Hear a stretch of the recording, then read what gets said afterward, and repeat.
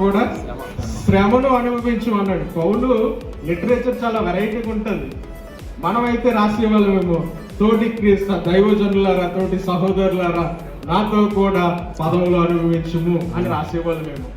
కానీ పౌలు ఏమని రాశాడంటే నాతో కూడా శ్రమను అనుభవించుము. నేను మొదట్లోనే చెప్పాను, క్రిస్టియన్స్ మనం ఎక్కడున్నామంటే బ్యాటిల్ గ్రౌండ్ లో ఉన్నాం. మనం యుద్ధానికి సిద్ధంగా ఉన్నాం, ఉండాలి కూడా. ఇది ప్లే గ్రౌండ్ కాదు, మనం ఆటలాడుకునే స్థలంలో లేము. ఆటలాడుకుంటే ఎవడో ఆటలాడుతాడు, మనం చప్పట్లు కొట్టి ముగించేసుకుంటాం. కానీ ప్రతి క్రైస్తవుడు, ప్రతి సేవకుడు, ప్రతి దేవుని దాసుడు ఎక్కడున్నాడంటే యుద్ధ భూములు, యుద్ధ రంగంలో ఉన్నాడు. యేసు ప్రభువే చెప్పాడు కదా మనకి, యోహాను సువార్త 16:33 ఏమన్నాడు? లోకంలో మీకు శ్రమ కలుగును, అయినను ధైర్యం తెచ్చుకోండి. మనకి లోకంలో గౌరవం దొరకదు, మనకి లోకంలో శ్రమ. యేసు ప్రభుకి అదే జరిగింది, మనకదే జరుగుతుంది. ఎవరో మనల్ని పిలిచి కాలువలేసి దండలేసి ఆ రోజులు లేవు ఇంకా. ఏమండి, యేసు ప్రభు అంటున్నాడు లోకంలో మీకు శ్రమ కలుగును, అయినను ధైర్యం తెచ్చుకోండి, ఎందుకంటే నేను లోకాన్ని జయించను. ఆయన బట్టి మనకి ధైర్యం. ఈ రోజున మనము ఒక ఎజెండాలో చెప్పినట్లుగా, మీకు వాట్సాప్లో వచ్చినట్లుగా ఎజెండా అంశం నూతన పరుస్తూ కమిటీలో గతంలో జరిగినటువంటి మార్పులు చేర్పులను కాకుండా మరలా నూతనముగా మరి ఎవరైతే ఆగిపోయి ఉన్నారో వివిధ కారణాల చేత వారిని తిరిగి కలుపుకుంటూ ఈ వ్యవస్థను ఇంకా ముందుకు తీసుకుని వెళ్ళాలని ఆశపడుతూ ఉంటున్నాం. కనుక ఈ రెన్యువల్స్లో నూతన కమిటీలను గురించి, విధి విధానాలను గురించి, భవిష్యత్ కార్యక్రమాలను గురించి మన మధ్యలో ఉన్నటువంటి ఫౌండర్ అండ్ ప్రెసిడెంట్ గారు అయినటువంటి పాల్ ప్రసాద్ గారు మనతో పంచుకుంటారు.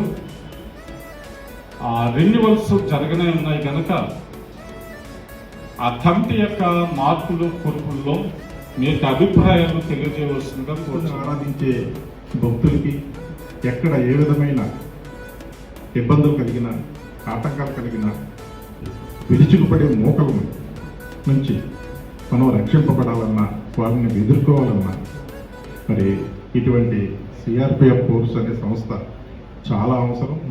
ఈ సిఆర్పిఎఫ్ యొక్క కార్యక్రమాల్లో నా వంతు బాధ్యతలు నేను నిర్వహించుకుంటూ వచ్చాను. కొన్ని అభిప్రాయ భేదాల వల్ల 1 సంవత్సర కాలంగా నేను దూరంగా ఉన్నాను. ఈ అభిప్రాయ భేదాలను పక్కన పెట్టి క్రైస్తవ సమాజాన్ని పరిరక్షించుకోవడం అనేది క్రైస్తవునిగా నా బాధ్యత. అంటే సిఆర్పిఎఫ్ యొక్క ఆశయం గొప్పది.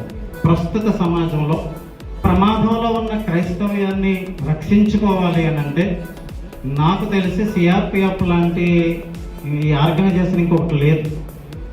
ఎందుకంటే ఆయన పోరాట యోధుడు, పోరాటం వైపుకే రాగలిగిన సమర్థుడు. ఆశయమే అది, ప్రయాణమే అది. మరి ఆయన యథార్థవంతంగా వెళ్ళే ఒక పోరాట యోధుడు.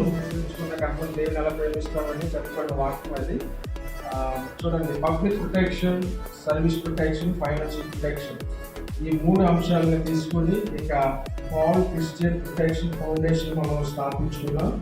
దీంట్లో no religion, no caste, no place, whole of India, మొత్తం భారతదేశం అంతటా కులానికి, ప్రాంతానికి, మతానికి అతీతంగా ఇంకా ఆల్ క్రిస్టియన్ ప్రొటెక్షన్ ఫౌండేషన్ ద్వారా కార్యక్రమాలు జరిగించబడతాయి. తర్వాత మెడికల్ క్యాంప్స్ కండక్ట్ చేయడం, ఐ క్యాంప్స్ కండక్ట్ చేయడం, సర్వీస్ ఇన్ ట్రైబల్ ప్లేస్లో కూడా సేవను విస్తరింప చేయడం. దీంట్లో ప్రాముఖ్యమైన కోర్ వాల్యూస్ ఏంటంటే ఓల్డ్ ఏజ్ ఆర్ఫనేజ్ స్థాపించడం, ఆర్ఫనేజ్ కానీ ఓల్డ్ ఏజ్ ఇవి స్థాపించడం. తర్వాత ఎడ్యుకేషన్ సెంటర్ మరి అండర్ ప్రివిలేజ్, బాగా బలహీన వర్గాల్లో ఉన్న పిల్లలకు మంచి ఎడ్యుకేషన్ అందించే విషయంలో పనిచేయడం. Health care and health education centres రెండు కూడా స్థాపించడం. ఎంపవరింగ్ స్మాల్ బిజినెస్, చిన్న వ్యాపారస్తులను డెవలప్ చేయడంలో ఇంకా ఫౌండేషన్ కంపెనీ పనిచేస్తుంది. ఇది మనం కంపెనీ ద్వారా జరిగించబోతున్న కార్యక్రమం. అన్నిటికంటే ముఖ్యంగా ఈ ఆల్ క్రిస్టియన్ ప్రొటెక్షన్ ఫౌండేషన్ దాని నుంచి వచ్చే ఫండ్స్ని క్రిస్టియన్ రైట్ ప్రొటెక్షన్ ఫోర్స్ ఇండియాకు కూడా ఉపయోగించి మరి మన సిఆర్పిఎఫ్ ఇండియాని మరి దేశవ్యాప్తంగా బలోపేతంగా ముందుకు తీసుకెళ్ళడానికి ఇది పనిచేస్తుంది. దీనికి చైర్మన్గా పాల్ సుందర్, మరి పాల్గొన్న గారు యొక్క కుమారులు ఉన్నారు, పాల్ ప్రసాద్ గారు కూడా ఇద్దరు చైర్మన్స్ ఉన్నారు.